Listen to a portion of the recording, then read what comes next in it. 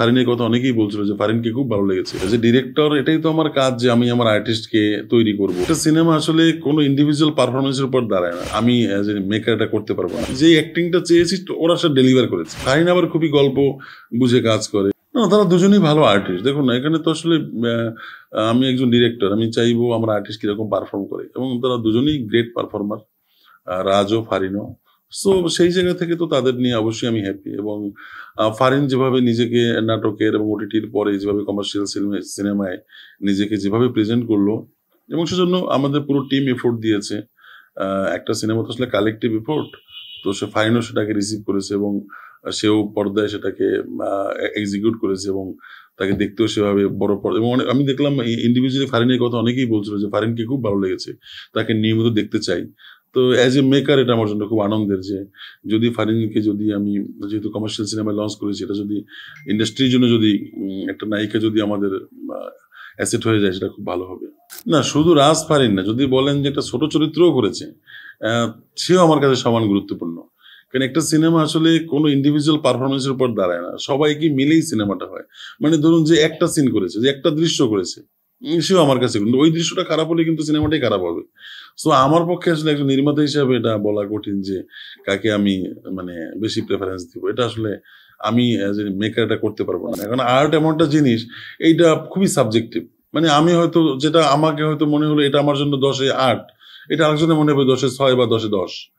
So এইটা না, আসলে ক্রাফটটা আমি যেটা বিশ্বাস করেছি, যে অ্যাক্টিংটা চেয়েছি ওরা সেটা ডেলিভার করেছে।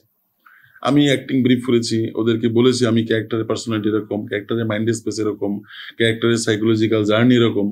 তো সেটা ওদেরকে বলেছি, ওরা ভালো পারফর্মার, ওরা ডেলিভার করেছে। সো এখানে সেটা তো একটা কালেকটিভ এবং খুবই আর কি রেসিপ্রোকাল একটা এফোর্ট। এটাই তো আমার কাজ যে ডিরেক্টর, এটাই তো আমার কাজ যে আমি আমার আর্টিস্টকে তৈরি করব, আর্টিস্টকে সেইভাবে প্রেজেন্ট করব, সেটা তো আমার দায়িত্ব। এবং আর্টিস্টের কাজ হচ্ছে সেইটাকে রিসিভ করে সেইভাবে আর কি পর্দায় নিয়ে আসা। সো জিনিসটা আসলে তো আমাদের মিটিং, আমাদের আন্ডারস্ট্যান্ডিং। ফারিন ফাইট শিখেছে, এডওয়ার্ড রোমেল ভাই ওরা ফারিনকে ফাইট শিখিয়েছে, ফারিন ফিজিক্যাল ট্রেনিং করেছে। না, ফারিন বরং খুবই আর কি খুবই ওর মধ্যে একটা আলাদা জিল ছিল, একটা উদ্দীপনা ছিল যে আমি তো একটা নতুন কিছুর মধ্যে দিয়ে যাচ্ছি, এবং ও ফাইট করেছে। ফিজিক্যালি একটা ট্রান্সফরমেশন দরকার ছিল, যে কারণ ফাইট তো শুধুমাত্র ফাইট না, ওর সঙ্গে একটা অ্যাটিটিউড, এবং সেটাকে এডওয়ার্ডরা ওরা ওদের ওদের একটা ট্রেনিং সেন্টার আছে, সেখানে ওরা ট্রেন করিয়েছে। এবং তারপরে সেটাকে রিসিভ করা এবং সেটা পর্দায় বা সেটাকে অ্যাক্টিং তো একটা ক্রাফটের বিষয়, কারণ ওটা তো মারতে বললেই মারা যাবে না, তার একটা স্কিলের বিষয় আছে, যে পর্দায় কিভাবে ফাইটটা করব। তো সেখানে ফাইট ডিরেক্টররা হেল্প করেছে। সো এভাবেই আর কি। বাট আমি বলবো যে একটা তো ওর একটা ভালো মানে কি বলবো, একটা প্রস্তুতি মানসিকভাবে এবং শারীরিকভাবে তো নিতেই হয়। সেটা একজন আর্টিস্ট হিসেবে ও ভীষণভাবে এনজয় করেছে বলেই ওর পারফরমেন্সটা অডিয়েন্সের ভালো লেগেছে। নেক্সট সিনেমা যাই না, আমার সিনেমার মানে ফারিন আবার খুবই গল্প বুঝে কাজ করে এবং ওর ক্যারেক্টারটা বুঝতে চায়। এখন ধরুন আমি একটা সিনেমা করলাম, সেখানে ওর ক্যারেক্টারটা পছন্দ হলো না, বা পছন্দ হলো, সেটা তো সে ডিপেন্ড করে। বাট ভালো আর্টিস্ট আমরা তো চাইবো একসাথে অনেক কাজ করতে।